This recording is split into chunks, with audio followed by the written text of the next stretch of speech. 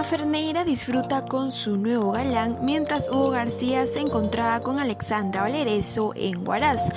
Mafer Neira está siendo involucrada con un surfista de nombre Ernesto Cabieses.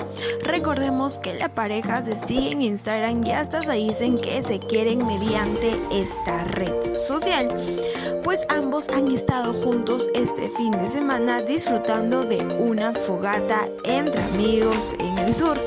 Mientras que al otro lado del Perú, Hugo García y su nueva conquista, Alexandra Valereso, disfrutaban de una romántica cena entre amigos al lado de Vania Bludau y Mario Iribarren. Recordemos, Hugo García y Alexandra Valereso pasan la noche juntos en el mismo lugar que llevó a Mafer Neira.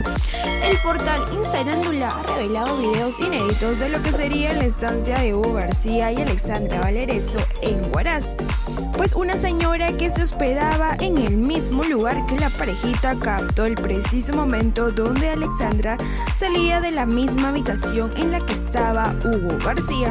Asimismo, ella manifestó al portal de Instagram que Vania Bludau y Mario Iribarren estaban en un bungalow, mientras Alexandra y Hugo se encontraban en otro.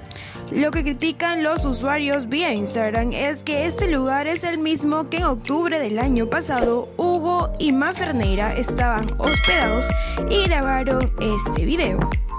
Sin embargo, después de estas imágenes, Hugo García y Alexandra Valereso no pueden negar que están saliendo o que quizás ya son una pareja.